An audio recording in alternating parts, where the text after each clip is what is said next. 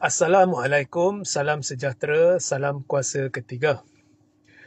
Zahid atau Presiden UMNO telah namakan Anwar sebagai calon PM pasca PRU16. So, jika audio jelas, boleh tolong maklumkan di ruang komen, share ramai-ramai. Dan juga sertai Telegram saya, ya, Regi Jesse Rita Udin. Dan jika anda menonton di Facebook, tekan butang subscribe di atas. Kalau menonton di YouTube, tekan butang member. Jadi Zahid, Presiden UMNO telah namakan, ya, Anwar sebagai calon PM pasca PRU16. Ya.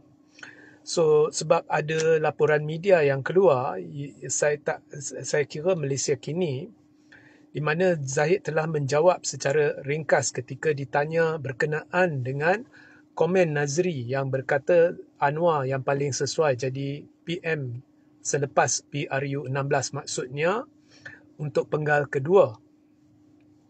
So, Zahid telah memberitahu bahawa memang itu harapan UMNO dan bahawa memang mereka sehaluan, ya, Zahid dan Nazri. So, orang tanya apa maksudnya kepada saya. Jadi maksudnya ialah Zahid telah namakan calon PM bagi yang UMNO sokong, iaitu Anwar Ibrahim pasca PRU16, maknanya selepas PRU16. Now, implikasinya dua. Pertama, Zahid secara tidak langsung telah mengesahkan, ya, bahawa UMNO akan kerjasama dengan Pakatan Harapan pada PRU16. Dan selepas PRU16, UMNO akan terus bersama Pakatan Harapan dalam percubaan membentuk kerajaan perpaduan. Itu secara tidak langsung sudah jelas atau terang lagi bersuluh. Dan yang keduanya ialah selepas PRU16, UMNO dan PH akan sepakat kekalkan Anwar sebagai calon Perdana Menteri. Okey. So, implikasi yang lebih lanjut perkara ni adalah UMNO setakat kenyataan Zahid, dia menolak kerjasama dengan PAS walaupun ada perbincangan di pelbagai peringkat. Tapi masa depan kita tak tahulah. Dalam politik boleh ubah. Kalau awak masih ingat, Zahid bersumpah, no, demi Allah, no Anwar, no DAP sebelum PRU15. Tapi lepas PRU15, dia yang beria-ia hendak kerjasama dengan Anwar dan DAP, walaupun sebenarnya boleh kerjasama dengan perikatan. Tapi for obvious reason lah, saya faham lah dia kerjasama dengan PH. Ya, sebab kerjasama dengan perikatan hanya untuk naikkan Muhyiddin dan Zahid tidak akan dapat sebarang tempat dalam kerajaan. So, memang apa-apa boleh berlaku. Tetapi setakat sekarang, Zahid sudah mengesahkan, ya, UMNO kerjasama dengan PH. Now, implikasi lanjutnya ialah Zahid sebenarnya tahu benda yang saya dah ceritakan selama ini, iaitu nombor satu, UMNO ialah paling penting. Keputusan UMNO atau Zahid akan menentukan siapa bentuk kerajaan. Sarawak akan ikut UMNO. Pilihan raya umum dijangka berlaku tahun ni, itu pandangan saya lah. Dan baru-baru ini ada banyak kenyataan yang keluar berhubung calon Perdana Menteri, ya, daripada bukan hanya Zahid atau UMNO tapi daripada orang-orang lain dalam Pakatan Harapan, dalam PAS dan sebagainya. Sebabnya bagi saya ialah semua ni adalah PRU akan berlaku selepas PRN Sabah tahun ini. Okey, saya jangka akan berlaku. So, basically tak lama lagi, dan sekiranya berlaku, ianya saya jangka mengejut. Ya, silap-silap sebaik selepas PRN Sabah, dan PRN Sabah pun saya jangka diawalkan. Okey. So, kalau jangkaan saya suku ketiga atau suku keempat tahun ni PRU. So, that's why kita ada banyak kenyataan dan Zahid sudah sahkan. Nah, mungkin Zahid sahkan nak tekan PAS, ya. Jangan berlengah-lengah lagi. Kalau nak buat kerjasama, you need to follow our terms. Mungkin tidak. Mungkin dia memang berhasrat nak kerjasama dengan PH. Tapi yang pasti, dia tahu bahawa dia adalah kingmaker sebenar. Sebab Sarawak akan ikut barisan dan Sabah akan ikut Sarawak. So dia penentu sebenarnya siapa jadi kerajaan. Adakah PAS jadi kerajaan atau adakah PH jadi kerajaan. Zahid tak rugi apa-apa kerjasama dengan PH sebab dia tahu sekarang agihan pengundi Melayu sudah masing-masing sudah teragih sepenuhnya. Yang ada dekat perikatan yang itu je lah. Maksima. Yang ada dengan UMNO memang yang itu je. Yang ada dengan Pakatan yang itu je. Tapi menerusi kerjasama dengan PH, mereka telah mengubah hati pengundi Cina PH yang masih bersama PH. Sebab sekarang sudah ada pengundi Cina atas pagar yang berkemungkinan besar pada PRU tidak akan keluar mengundi. Saya jangka jumlah dia besar. Tapi yang keluar mengundi, penyokong PH sudah sedia menyokong calon UMNO dan ini terbukti di PRK Mahkota dan saya 99% yakin kita akan melihatnya semula di PRK Air Kuning yang bakal berlangsung selepas Hari Raya Aidilfitri. Okay? So Zahid tahu barisan akan meningkat. Zahid tahu barisan akan rampas beberapa kerusi dari Bersatu dan PAS. Perikatan akan susut. Saya jangka boleh susut sampai 60 daripada 74 kepada 64 kerusi atau kurang dengan Muhyiddin ketuai Perikatan Nasional. Ya. PAS pun akan hilang sikit, Bersatu akan hilang banyak kerusi. Okey. So Zahid tahu barisan akan meningkat dengan PH. Zahid tahu dia akan kekal timbalan Perdana Menteri dan Zahid tahu kalau dia kekal bersama PH sekalipun selepas PRU 16 ada persempadanan semula, masa itu Barisan Nasional boleh demand, boleh tuntut banyak kerusi tambahan daripada PH. Kalau PH tak bagi, tak boleh. Sebab barisan dengan mudah boleh kerjasama dengan PAS. Jadi, kalau saya Zahid, saya takkan lepaskan PAS sepenuhnya. Perbincangan-perbincangan akan diteruskan di pelbagai peringkat. Tetapi, saya lebih kurang macam insurans lah PAS. Ya. So, apa-apa terjadi, dia boleh pergi kepada PAS. Dan dia tahu PAS dengan Bersatu ni dah retak. Ya. Dan PAS, kalau tiba-tiba Zahid kata, okey, saya dengan UMNO akan setuju kerjasama dengan awak bentuk kerajaan ya lepas PRU 16 ya. Di mana saya jangka barisan akan meningkat minima 10 kerusi. Ya, okey, kita bentuk kerajaan, Sarawak akan ikut dan sebagainya, tapi saya jadi Perdana Menteri, PAS akan ikut. Ya, dan Bersatu dibagi pilihan nak ikut, tapi Zahid kena jadi PM. Kalau tidak, tak apa, kita tak kisah ya. So itu situasi dia. Okey. So Zahid tahu ya, dia tidak ada apa-apa nak rugi. Jadi selagi tidak ada sebarang kepastian dalam pembangkang, what for nak kerjasama dengan pembangkang? Selagi Muhyiddin nak jadi Perdana Menteri, what for nak kerjasama dengan pembangkang?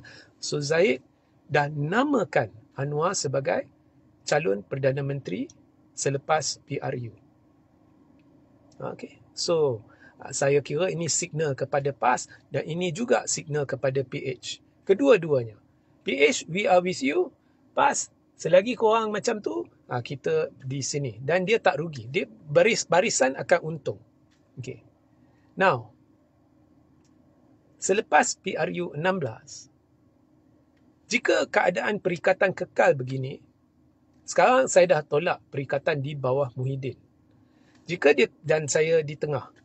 Jika perikatan kekal begini, saya bukan sekadar tolak perikatan di bawah Muhyiddin, saya tolak sepenuhnya perikatan kerana mereka membuang masa ummah dan tidak mampu memperjuangkan nasib agama dan bangsa. Saya akan terang-terang bersama UMNO untuk perjuangkan dari dalam ya penambahbaikan. Sebab dianya akan menjurus kepada soal ada harapan ke tak ada harapan dengan mereka yang membuang masa. Ya. Okey. So pada masa itu kalau Zahid kata Anwar PM lah. Ya. So itu situasinya. Actually saya tak boleh nak tambah apa-apa. Orang tanya saya, apa maksud Zahid kata Anwar akan jadi PM? Jawabnya, Anwar nak jadi PM lah. Okey, sebab sebelum saya menutupi live ini, mengakhiri live ni, ada juga yang bertanya, tak apa Regi, tak apa. Lepas PRU, kalau Zahid kekal begitu, Hishamuddin, Ismail Sabri, semua ni akan bersama perikatan akan lebih kukuh. Nonsense. Siapa pun bersama perikatan, dia kekal kepada sokongan kepada perikatan yang merupakan jumlah Melayu yang sedia ada yang bersama perikatan. Itu pun saya ragu-ragu kekal sama, mungkin dah susut sikit. Kita akan lihatlah di PRK Air Kuning nanti. Dia akan bergantung kepada itu. Dia tak mampu nak tarik sokongan Cina. Kamu lihat Khairi Jamaluddin. Dia ubah kerusi, dia kalah. Jadi kekuatan dia pada masa itulah. Bukannya sebab nama Khairi Jamaluddin, ianya sebab kerusi itu. Kerusi itu. Kamu lihat, ada yang mampu bawa pengundi sebab nama mereka. Contohnya Syahidan Kasim. Dia pindah, semua ikut. Ada yang tak mampu. Contohnya Azmin Ali. Dia pindah dari PKR kepada Bersatu.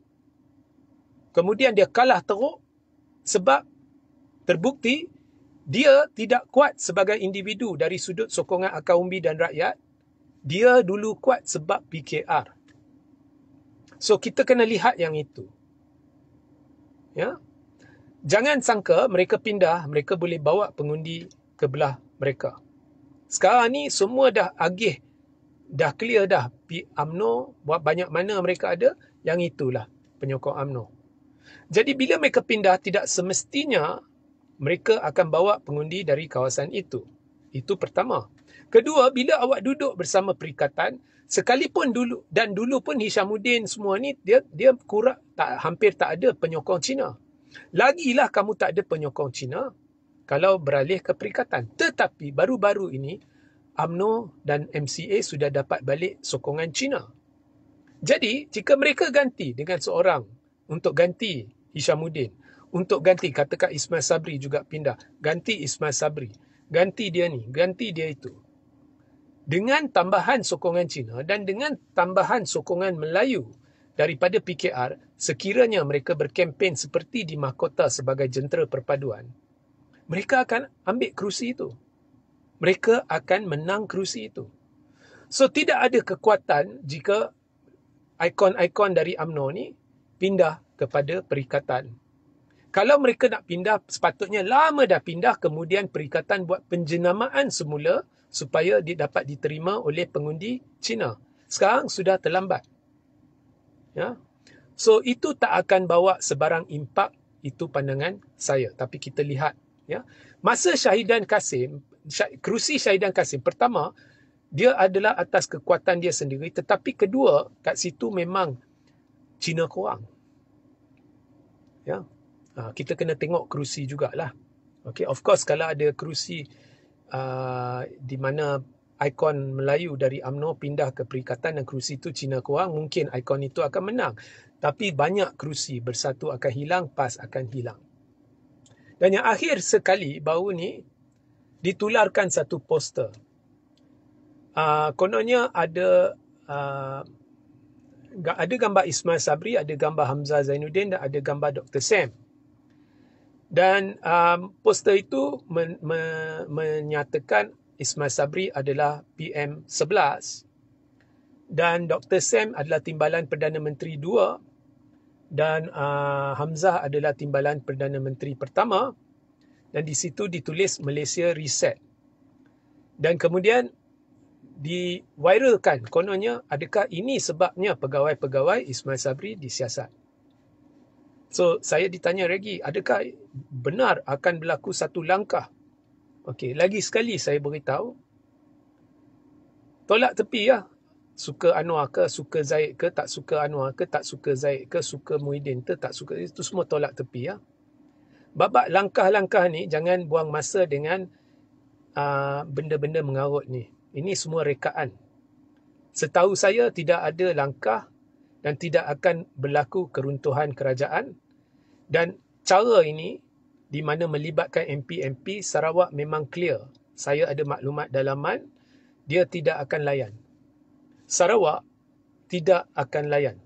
Lainlah ceritanya jika Zahid UMNO Barisan Seketui nak bergerak, itu saya tak tahulah. Saya kira Sarawak akan ikutlah. Tapi yang ini, ianya tak akan berlaku. Okay, so poster tu saya tak tahulah betul ke tidak, tapi setahu saya no. Ya. So benda-benda mengarut ni, saya kira direka untuk, mungkinlah, saya tak tahulah, mungkin nak teruskan mengujar penyokong-penyokong, beri harapan dan sebagainya.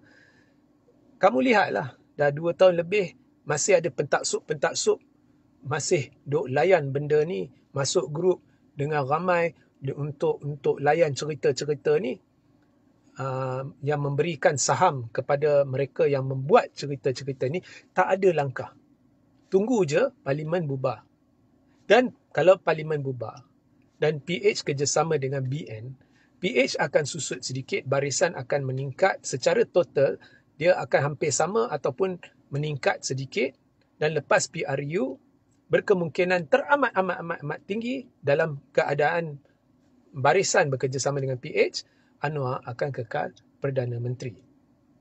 Salahnya bukan salah siapa. Salahnya ialah kepimpinan Perikatan Nasional. Okey.